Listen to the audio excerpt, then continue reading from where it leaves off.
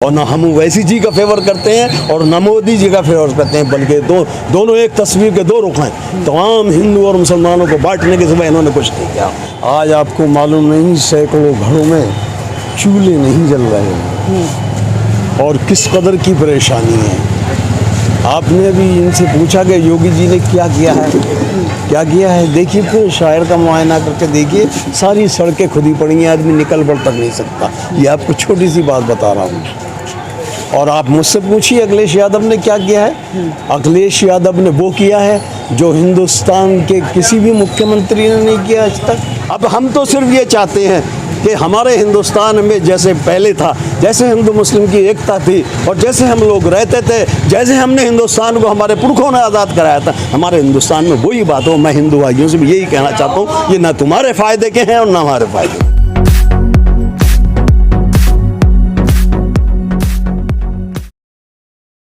सरकार वो बनना चाहिए जिसमें आवाम को फैज़ हो, समझे? ये नहीं कि तमाम लोग अब रोटियों से परेशान हो जाए। आज आपको मालूम नहीं, सैकड़ों घरों में चूल्हे नहीं जल रहे हैं और किस कदर की परेशानी है।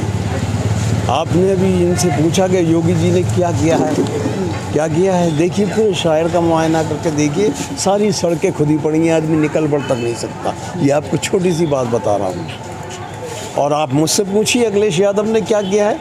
अखिलेश यादव ने वो किया है जो हिंदुस्तान के किसी भी मुख्यमंत्री ने नहीं किया आज तक। उसने बच्चे से लेकर और बूढ़े तक की सोच उसके मिजाज में थी। उसने पेंशनें, उसने विधवा पेंशनें और उसने बच्चों को, यहाँ तक के एक पहाड़ पे खड़ा हुआ अगर कोई राज या मजदूर काम कर रहा है और वो वहाँ से गिर के मर जाता है तो उसने उस तक के लिए ख्याल किया और उस तक के लिए पैसे की बंदोबस्त किया। और कोई ऐसा नहीं आ सकता आया। और दूसरी बात यह है कि समाजवादी का जो अखिलेश यादव है, वहाँ हिंदू मुसलमान नहीं है।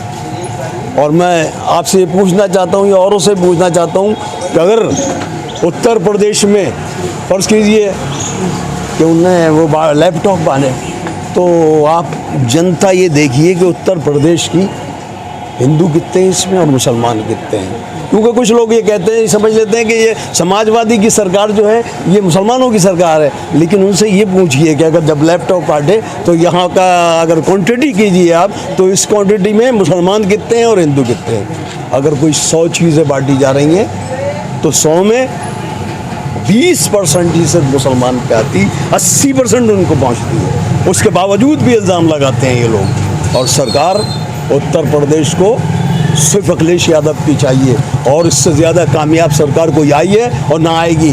और ना हम वैसी जी का फेवर करते हैं और ना मोदी जी का फेवर करते हैं, बल्कि दोनों एक तस्वीर के दो रुख हैं। तमाम हिंदू और मुसलमानों को बांटने के सिवा इन्होंने कुछ नहीं किया। आज से पहले कभी आपने यहाँ कशीदगी देखी है इतनी हिंदू मुसलमानों में? हमारी पूरी ज़िंदगी गुजर गई, ज़िंदगी का आज तक मुसलमानों और हिंदुओं में इतनी कशीदगी नहीं देखी जो आज जितनी दूरी हैगी कोई किसने पेश करी है। एक तरफ वो शोर मचा रहे हैं, एक तरफ वो शोर मचा रहे हैं। वो तो हिस्सेदारी की बात कर रहे हैं, कह रहे हैं हिस्सेदारी मिलना चाहिए। हिस्सेदारी काहे की हिस्सेदारी? हिस्सेदारी तो पहले भी चली आ रही थी। हुकूमत हमें वो चाहिए जो दोनों को, हिंदू और मुसलमान को, दोनों को एक प्लेटफार्म पे लाकर और एक सा समझे और दोनों को ये समझे कि एक आँख हमारी है और एक आँख हमारी है। इस तरह की सरकार चाहिए। हम खिलाफ नहीं मोदी जी के साहब, हम खिलाफ नहीं योगी जी के, लेकिन ऐसा नहीं कि तमाम हिंदुस्तान के लोगों को परेशान कर दें। तमाम हिंदुस्तान में तमाम वो बैठे हुए हैं बेचारे किसान, उन किसानों की नहीं सुनी जा रही। हर काम को इस तरह से किया जा रहा है कि हमें करना ही करना है। क्या हिटलरी हो रही है? हिंदुस्तान में हिटलरी हो रही है? क्या हो रहा है? जो वो कहते हैं वही होगा और जो नहीं कहते हैं हम नहीं चाह रही, मत करो उसे। भाई जो काम आवाम चाहती है वो करो, जो आम के फैस का हो वो करो।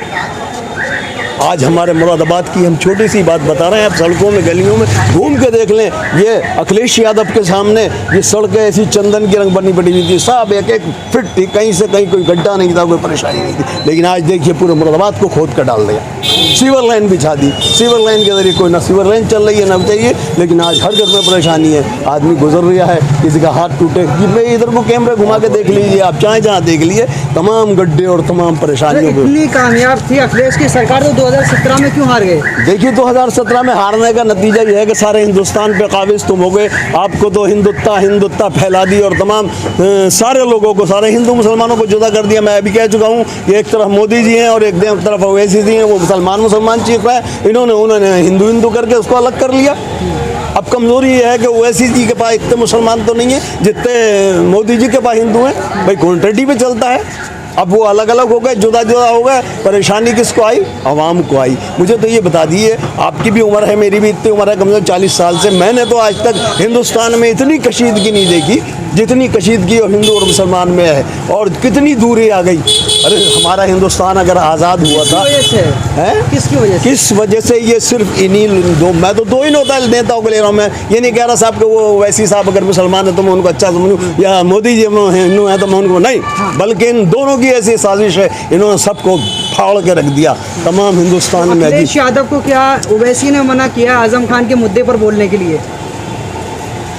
अखिलेश यादव को आजम खान के मुद्दे में, हाँ, क्या ओवैसी ने मना किया मत बोलिए? देखिए आप देख रहे हैं कि तमाम हिंदुस्तान पर आपका कब्जा है। अभी मैं एक छोटी सी मिसाल देता हूँ।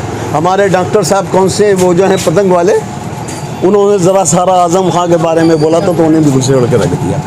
क्या कर दिया? उन्हें जेल में पहुँचा दिया। अब वो छुट के आए तो आज इन्होंने ऐसा हवा भी डाल सकता है।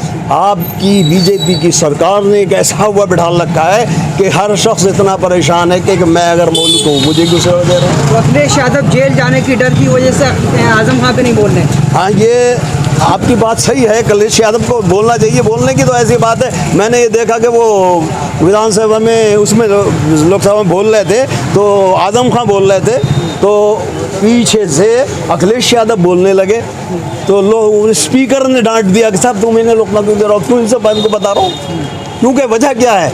वजह ये नहीं है, वजह इस वक्त तुम काबिज हो, सब कुछ तुम्हारे हाथ में है। नीचे से ऊपर तक कोई CBI का अगर ये कहते कि ऐसा मत करो तो वो कल को गए काम से, उसकी साथ वो अपनी कुर्सी छोड़ बैठे। अगर कोई भी इनके मिजाज के खिलाफ चल लिया है तो उसको अपनी जगह खोने का खतरा है। तो खतरा इस कदर बिठाल दिया है कि हर आदमी, हर शख्स आज जो है वो कर रहा है, जैसे कि हम लोगों में कहते हैं नफ्सा नफ्सी, आज हर शख्स अपने आप को बचाने में लगा हुआ है। अच्छा, अखिलेश यादव की आप तारीफ करें तो 2019 में जो है जो MY फैक्टर मनाया जाता है यादव बहुल्य है, उस जगह से जो है समाजवादी पार्टी हार गई और मुरादाबाद, संभल और रामपुर जहां मुस्लिम ज़्यादा वहीं जीती। वजह है उसकी। एक तो मैं बताता हूँ ना, आपके जो बीजेपी के वो हैं, जैसे भगवत मोहन जी को ले लीजिए, उन्होंने सबने इस तरह का माइंड बना दिया है हिंदुओं का कि वो एक माइंड ऐसा बना दिया कि बस अरे भाई अगर ये आ गए तो ये तुम्हारा सब कुछ छीन लेंगे। एक इस तरह का माइंड बना के लाए हैं और उसको पूरी तरह से यूज़ कर रहे हैं। और आज यही है हिंदुत्ता पे, इंसानियत पे नहीं हुई। अरे हम सब ने हिंदुस्तान को मिलकर आज़ाद करा था हमारे पुरखों ने, तो वहाँ पर अगर ये बात होती तो ये अंग्रेज़ों से आज़ाद ही नहीं होता। भाई इसमें तो उसकी हुकूमत थी जिसके यहाँ सूरज ग्रुप नहीं होता। लेकिन हिंदू और मुसलमान सम्मेलन में मिल के ही इस हिंदुस्तान को आज़ाद कराया था। लेकिन मुझे लग रहा है अब हमारे हिंदुस्तान के हिंदू और मुसलमानों को एक लड़ाई और लड़नी पड़ेगी, और वो लड़ाई लड़नी पड़ेगी ये जो यहाँ पर काबिज हो गए हैं हिंदुस्तान पे, इनसे आज़ाद होने की एक लड़ाई पड़ेगी। लेकिन मैं ये कहता हूँ एक प्लेटफार्म पे हिंदू और मुसलमान को एक दिन आना ज़रूर पड़ेगा। ये नहीं कि हम ही परेशान हैं, बल्कि सभी लोग परेशान हैं। और तमाम कारोबारों से, बिजनेसों से सब बिगाड़ के रख दिया, सारा खेल बिगाड़ के रख दिया है। भाई कितनी एकता के साथ इसे किया गया था, कितनी परेशानियों के साथ लोगों ने अपने कुर्बानियाँ दी थी और हिंदुस्तान को आज़ाद कराया था उन जालिमों से। लेकिन आज पता चल लिया कि फिर यहाँ डिक्टेटरी होने लगी, फिर यहाँ पर हिटलर आ गया पैदा हो। लोकतंत्र की बात करते हैं मोदी जी। लोग भाई कहना और चीज़ है, करना भी इनसे कहा कि कहते कुछ हैं। अभी हमारे भाई साहब ने कहा कि कहते कुछ हैं करते कुछ हैं, और कहना क्या, ये तो राजनीतिक स्टैंड है। उन्होंने आए माइक पे और बोल दिया कि भाई मैं इसको जो है सारी गली को है एक उसका सोने का बना दूंगा। अबे तो अब सारे लोग जो थे बेचारे वोटर जो होते हैं वो तो इस इंतज़ार में रहते हैं कि शायद ये अच्छा काम करें, शायद ये अच्छा, लेकिन सुनहरे ख्वाब दिखाने के सिवा कुछ नहीं मिलता।